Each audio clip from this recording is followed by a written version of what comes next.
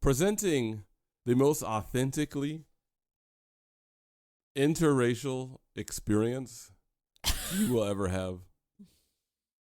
And in saying that, I'm going to officially retire from this podcast the word interracial, because it kind of feels like, for me, it kind of feels like the word Oriental.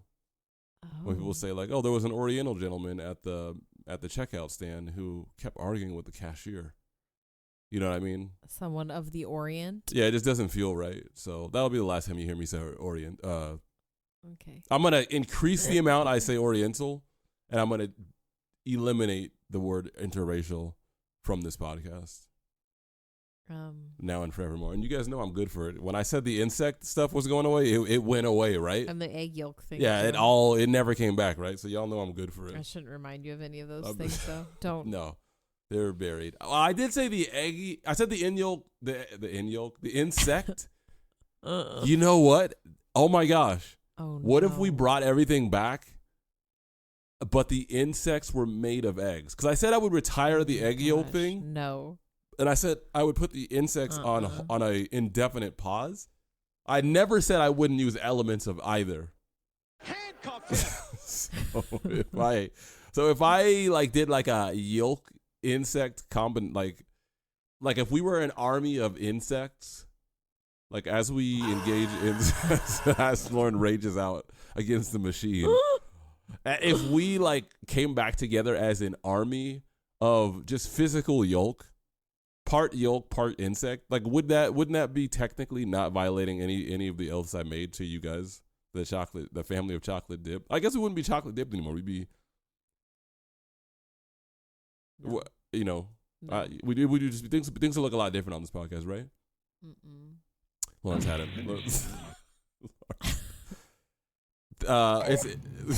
It's good to be with you guys again. It really is.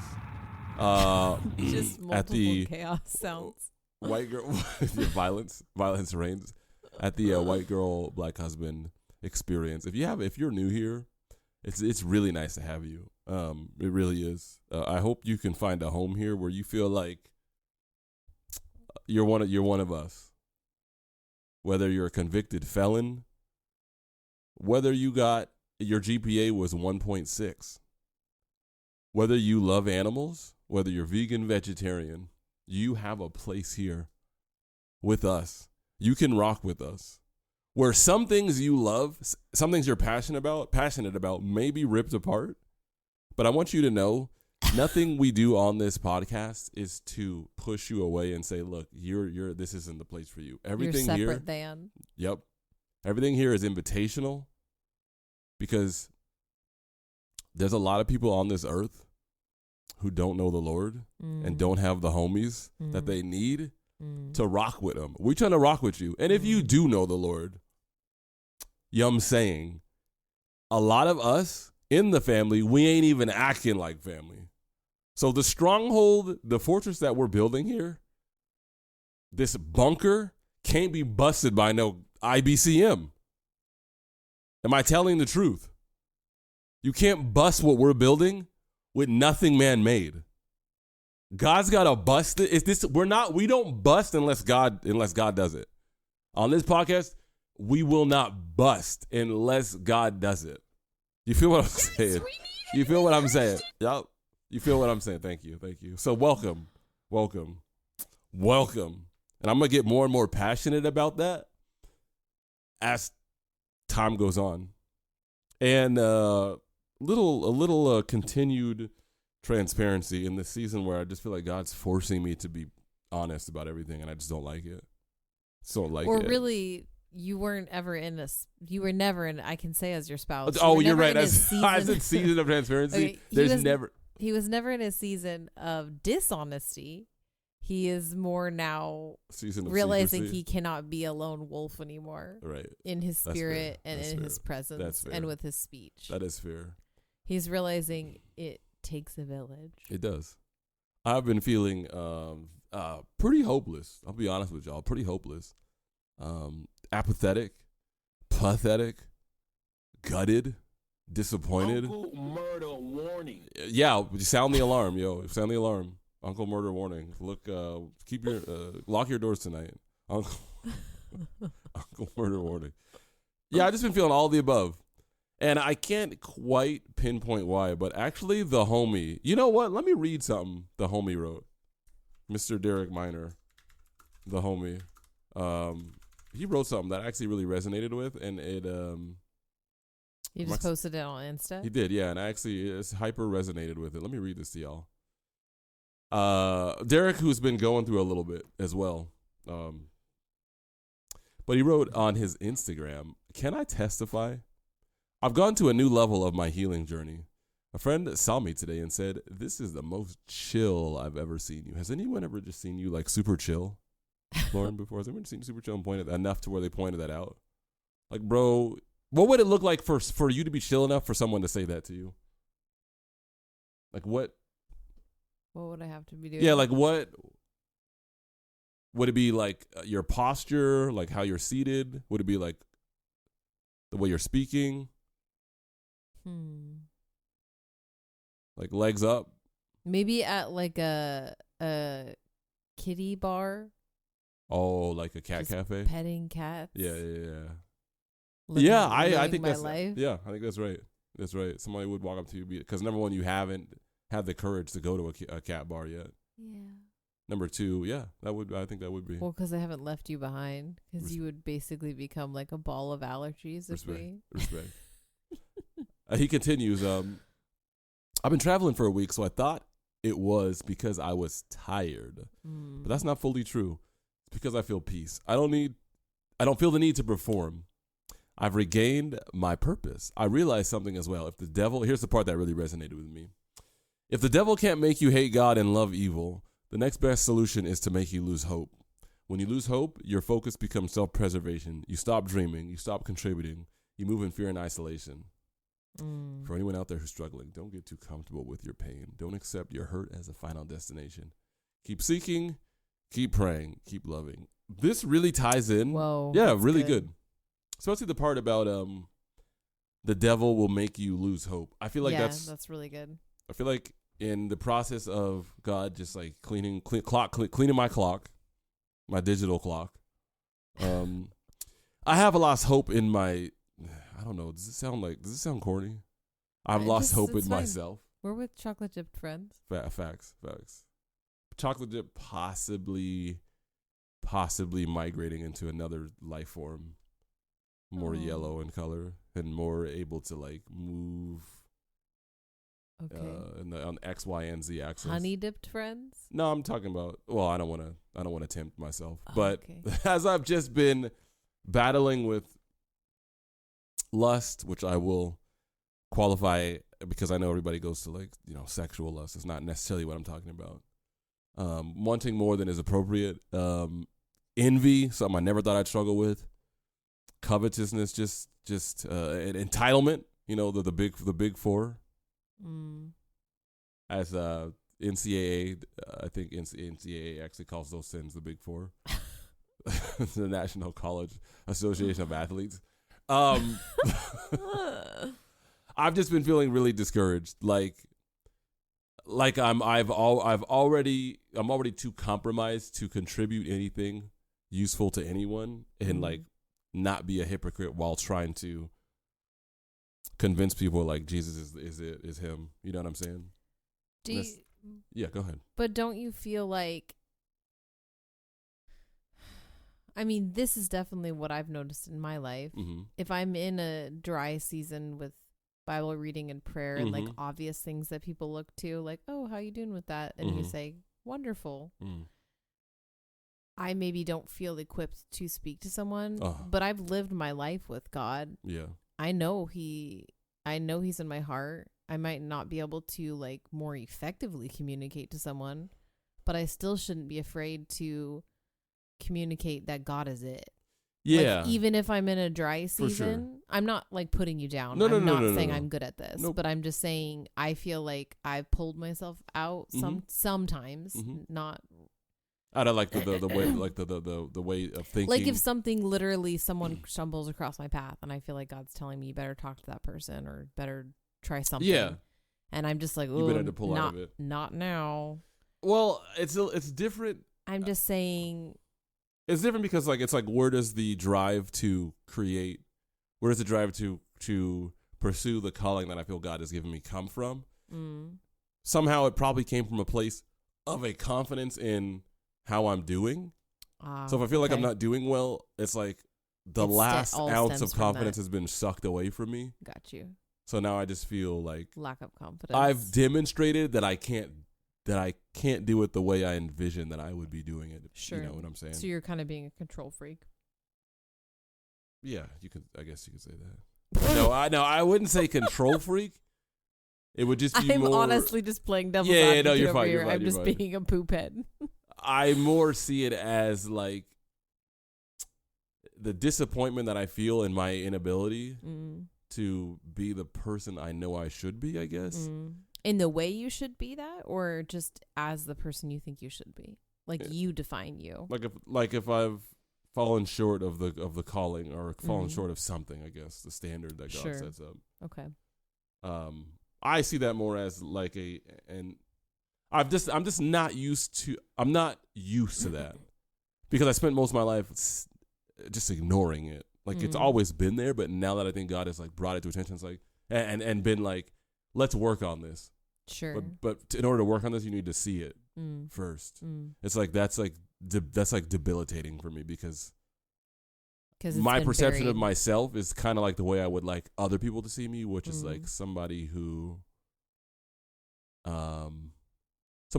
at a place where he can bring others to where he is, rather than somebody who can walk along with others and take what I've learned. If I've learned anything, you get what I'm saying?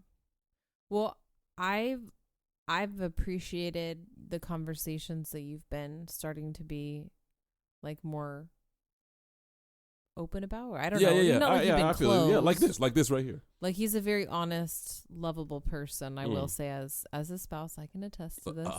But he is very like he doesn't think he needs to discuss things. Like he'll just kind of like clam up and not even know he's clamming up. Chew back. Like not even know that though. Chew it back. Swallow it down. Yeah. I totally got myself off of what I was gonna say, which is always what I do. That's okay. Does that mean you forgot? Give me a second. All right. In the meantime, while Lauren's thinking about what she's staring gonna at say, the lantern and just like spacing out. I was reading about, and you can cut me off if you figure it out. No, cut me out. Just cut me out, bro. Cut me out of the snip. I was reading about the topic of Japan comes up in my mind a lot because every day I desire to be in Japan. I just lack my financial institution hasn't given me the okay yet to go to Japan. I'm kind of working with a lot of financial institutions to see who can give me the okay first. But right now I haven't had anyone step up to the plate and really just like honestly be like a light to the black community, which I'm representing the black community as a member as an African American. No bank has stepped up really to like do the anti-racist thing and let me go to Japan. So I'm stuck in America for now, just among people who just don't value me as much as they value maybe someone else of a different complexion. But I'm not holding it against them. In fact, those are the people that you even need to have even more grace for. But I've been thinking of Japan, and in the theme of hope. I thought of it. Yeah, go ahead. This is very much circling back now, though. Sure. I was just going to say, I've appreciated that you talked to me about lust and kind of just pressing that out because I feel like there's a lot of sermons I've listened to over the years and even just Bible verses that speak to lust. And my modern mind of like the way that my churches have taught me is it's always like sexual and it's not really about the different things that could go into it, like you said.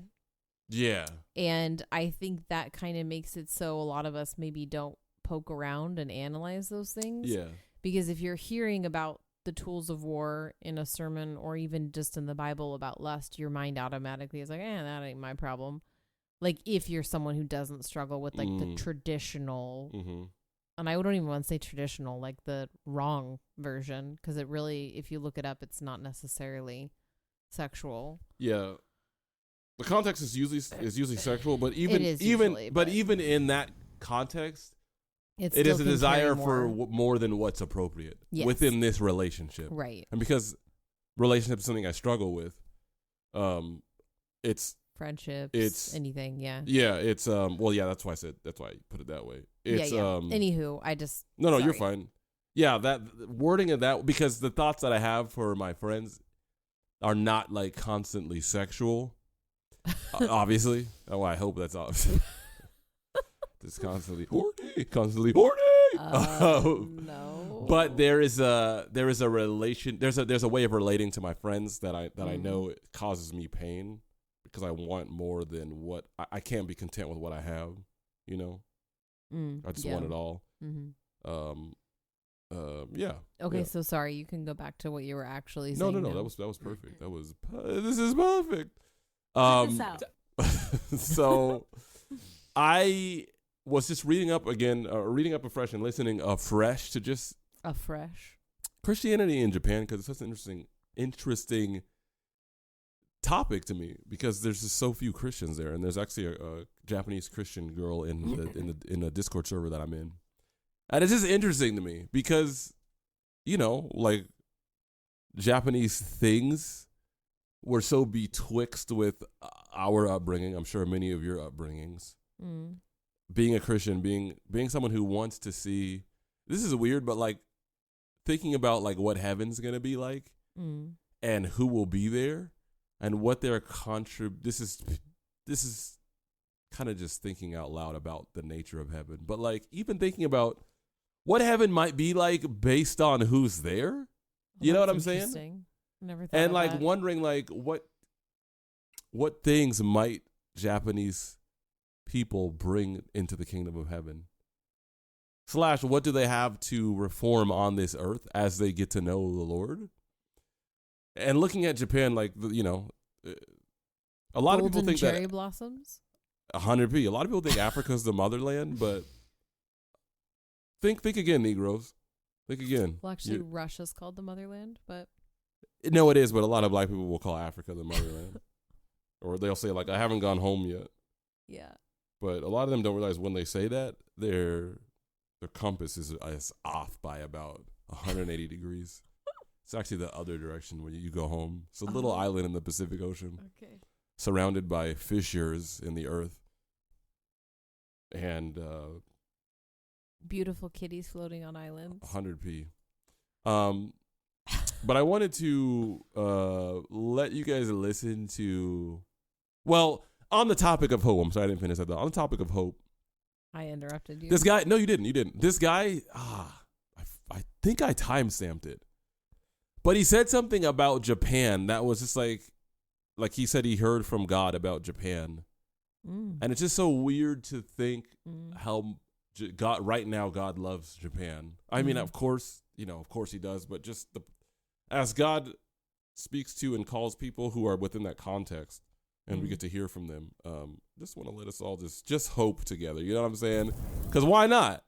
Why not get an ad for fire prevention? No, you don't need to say it. Oh, you're right. Because we ain't bankrolled yet. We ain't bankrolled yet. Yeah, we ain't gonna. But let me go to the end of the video where he is asked about misconceptions. And this person who's talking, what is their background? Thank you for saying that. Golly. He wasn't an atheist. Okay. Which I guess young like atheist? Huh? A young atheist? Yeah, but I almost feel like that's kind of like the state of Japanese belief. So he is a Japanese person about to talk. Yeah, he's a Japanese pastor. Now he's a pastor, but he was an atheist. Okay. And he was like a criminal dude, homie. And he grew up and like was raised in Japan. Yeah, so yeah, he's, born like, very and raised in culturally Tokyo. Japanese. Tokyo. And oh wow, Tokyo. Okay. right. And oh wow, every manga, every anime for is sure. in Tokyo. He's just sharing Pretty much. misconceptions about barriers to belief in Japan that I thought were really interesting. Just to listen to you. Feel what I'm saying? Okay. Yeah. Because why not? Why not hope together, y'all? Why not? In Asia. What do you think is Wait a second. I forgot. I turned my. Hang on to y'all. You probably can't even hear that. Say that. You can't even hear that, bro. Very, very quiet. All right, cool. The greatest hindrance to Japan receiving the gospel? Well, what I believe, this is something I haven't shared yet. What's good? Did you switch it? Like, do your fancy? Oh, we're good. We're good. Yeah. Whatever Lauren's you wondering do. if you can actually hear it, but yeah, I always do. Okay, so I always do. That's okay. I'm on it, girl. okay. In this video, there's one. Japan receiving the gospel. Well, what I believe, this is something I haven't shared yet in this video. There's one of the calling that God have given us is to reestablish the foundation of the churches. And one of my strongest passion is to see the foundation of the gospel being restored in the churches. And then we're going to the street, and sometime when some Christians heard about us and then see us on Instagram and they come to our church, they imagine sometime that we are the church that's just loves to do the evangelistic church. I personally think this. Okay, I'm gonna have to cut this man off because he's giving the wrong answer right now. Let me fast forward. I'm so sorry for wasting your guys' time. That wasn't the correct answer. So he's asked the same question again because I think he misunderstood the question. Oh, okay. Right. So You gave the wrong. So here's the right answer. I'm so sorry. The right being what he You guys he really wanted to answer, not like the right answer. Like, yeah. Right. Correct. Yeah. He didn't understand the question, right? So you guys can't get those seconds back. I'm sorry. No amount of praying or I mean, you could edit it out. sage burning is going to get you those but- questions back. You know what I'm Sure. saying? Don't burn sage. Like that's not. No, don't do doesn't- that. It's not good. Well, burn it if you want to smell it. Don't burn it like thinking that it's going to do anything for the enemy. But yeah, let's listen to brother. Listen to our brother. Together we'll run for the one mission of the gospel, the Great Commission. Then we will see very soon, not just in Japan, but all over the world will be saved. But in Japan, right? Like a Japanese person, for instance, when someone comes to them with the gospel, like what's the thing that stops them from receiving the word about Jesus? Is it culture? Is it tradition? What is it? Well, from my experience, we see a lot of salvations throughout church. We see people easily getting saved. People are very open towards God and Jesus. This is Which is surprising. I would not have expected people in Japan Like to in just Japan. be Well, they're hungry. ripe. They're hungry. Yeah, they are hungry. Physically hungry and spiritually hungry. True. They eating up the gospel like ramen. You know what I'm saying? You see Naruto, when he's got the... Wow. Just think of like the New Testament, like spooning the New Testament in your mouth with chopsticks. Okay. And then like slurping and gulping down this like paper. So Jesus is... Jesus. Jesus is pleased to hear the slurping sounds of the Japanese population gobbling up his words. Okay, I will stop now. No, keep going. Oh my God. Okay, I'm sorry. Let's continue. There's some misunderstanding that people might have towards Japan, the mission field, because this has been 1%. People from overseas might think the people in Japan love to follow Buddhism and Shintoism, but actually they don't know what they believe in. They follow nothing. Another interesting thing, and I've heard this too before. I've heard something like that as well. And Yeah. I've gotten a feel for it, like even just watching like cultural stuff sometimes. How so? It seems very like, oh, you feel like you want to go do that for your ancestors? Sure, I'll join you in that. Like they don't really think about it as like it's affecting their spirit. Mm-hmm. They just think of it as like an adornment to their okay. life. It's crazy that you said that. Literally, so that I don't have this queued up on here. Another pastor said exactly what you said. He said all the shrines and stuff like that. He literally used that word. He said it's like adorn. Yes, to their life. He said it's like fixtures of reality. Yeah. Mm-hmm. Adornments. Sorry, I just made that way more complicated. That's crazy that you said that. Wow, wild. And you've observed that in like. I've observed that in. I mean, I think you could even say it in manga, but anime for sure. Yeah. Because it's kind of like one person is going to go visit a shrine, and then the other people are like, oh, sure. Yeah, why not? And it's kind of like just because it's there and in their area. Right. And like they're culturally Japanese. Right. They're like, sure. Right. They just don't think of the connection of the spiritual at all with it. It's just like, it's just natural. Wow, that's so interesting. But it's not like something they're interested in and it's really for some people, and it doesn't seem like a lot of them think they have to do it. Mm-hmm. Like there are some more traditional families that are like more stingy with it, but I mean that's kind of like the same goes for Christians and he other actually compared it too. to some Catholics actually. Exactly. Yeah. Like there's interesting. Wow, meditations and practices that's they have to go weird. through. That's crazy that you picked that up from just media. It's wild. They just want it to be normal. They don't want to be weird people. This is what I mean. From our experience, people not against God, people not against Jesus in Japan, but they are afraid of people. So when you come up to talk to them about God, they're open about God, but they are not open to you, if that makes sense. They don't know who you are. They can't trust you as a human. Because nowadays in Japan, or especially in Tokyo, I myself grew up in Tokyo, there's so much people taking advantage of you.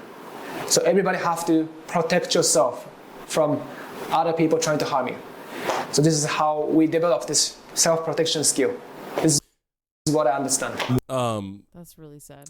There was another pastor that I listened to in just like, exploring this topic when he was asked, same question. What are some of the challenges of reaching people in Japan? Oh, in Japan specific. Mm-hmm. And he's a white dude, so he's like an import. He's like an import. So like a Honda. Yeah. You know how you go to a dealership and it's like, hey, where are you guys imports? Yeah. Think of like him, kind of like he would like a Honda Civic, like sitting in a lot, just like unused, or used. Okay. Anyways. I mean, yeah. You kind of have a framework for like the type of person I'm talking about. This is perfect.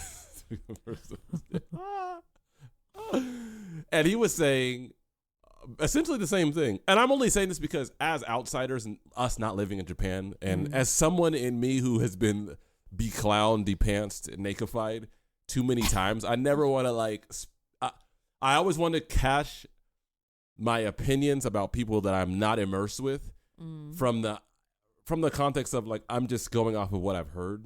Right. But and anecdotal evidence isn't proof for or against. It's just someone's experience. Right. But the more you hear it, the more likely that it is that it's true. Right. From multiple sources. Exactly. And gathering it on your own with other precision. Yeah. Precise precision is what I demand on this podcast, and I will get it. I'll get my honey nut. I will get my honey nut. But this pastor said the same thing. He said one of the big problems he has in Japan is that he has a hard time building relationships with people. He says it can take like a year for someone to trust you enough to want to like give you listen. Let you into their life in order to, I guess we would say, minister to them or whatever. That's not to say that you couldn't share the truths of God and then they come to him before you guys are Rockwell. You know what I'm saying? But that is an obstacle because that's like time spent, like in America, at least when we talk about, you're not saving as many people very often. The concept of like building relationships, which is what we I think emphasize in America with trying to persuade people to Christ, seems multiply. Or even just building a community. Correct. Like secular or Christian. Yes. That is compounded by the fact that it takes so much longer. Yeah. To just get to know someone. I feel like people around here would be too lazy to work. Like I was actually overall, our instant gratification, like things are faster over here. It's a very interesting challenge. If you were trying to build a community and it took a year, I feel like people would just be like, "Nah, I'm just lonely." I guess. Yeah, that's an interesting challenge. I don't even know if they would try. Yeah, honestly. And I wonder, and the guy was also saying too, like, what do I say that makes people off? For real. The guy was saying that when he invites people to dinner, like for him, as a Westerner, like that's, hey, come over to dinner. Yeah. It ain't no thing. But he was saying like you say that to someone Japanese and they're like stunned. Yeah. And not stunned like, oh, that you would invite me to dinner, but almost like that's a lot of pressure. That's too much. And exactly. And he has to always tell them like, no, calm down. It's just dinner. That's too much. Dinner. Yeah. But I guess like culturally when maybe you're that estranged, this is just me guessing, but like when you're that estranged, yeah. Sorry. No. Speak on what your brother who lives in Japan saying, he said if he were to say hello to a lady on the subway, that's flirting. You're flirting, right? So like just being friendly and making eye contact and saying hello is like hello, right? Exactly. That's not at all the same over here, man. I feel like you were finishing a thought. I wasn't, but I was gonna say, talking about all this, like I don't know if it could happen. But I would really love to have the girl who's in that Discord that I'm in. Like, I would love to just ask her questions about her experience being a Christian in Japan on this podcast. Maybe we'll make it happen. Awesome. Maybe we'll make it happen. That would be that would be dope. That'd be When we dope. talk about things that would be dope, that would be dope. But I don't know. I guess sharing all this is not really for. I don't necessarily have it. Yeah, what's up? You looked at me funny. No. Oh, I was gonna say I don't necessarily have any grand conclusions to draw or to make from this, but just it's the curiosity of thought. reality. Ponder. Pondering what God is doing in the world. You know what I'm saying? So that's it. That's all I got for today. Yeah, Lauren's queuing up something. I know. I was trying. Queue up something. Minimal traffic, no pollution. Right.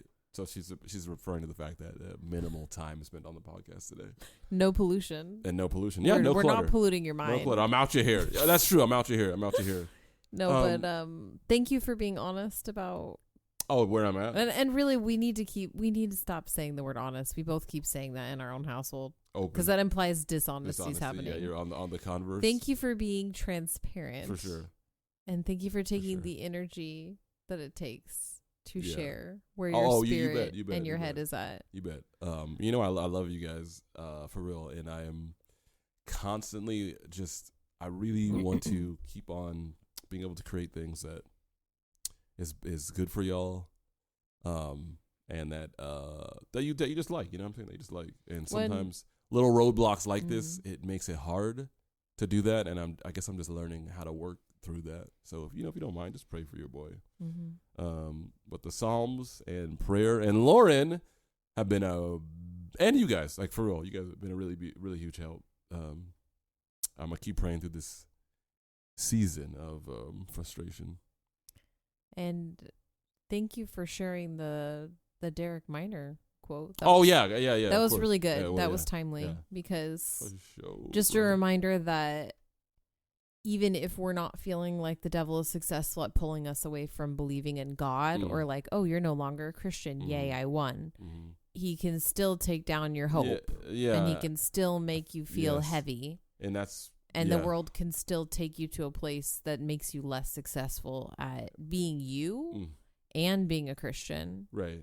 And minimize your impact, which I really feel like he's trying to do right now, is just minimize the belief that, putting illusions of grandeur in my mind, but also making me think less of anything, whatever I'm able to do. Spirit of discontent. Yes, 100%. It's like I'm getting bounced around the pinball machine. And I'm in the Maybe we need to take you to the pinball museum. Yeah, I think I need to get a high score or something to break this curse. You know what I'm saying? So, love you guys, and we will be back. Love you so much, guys. Next time. Peace.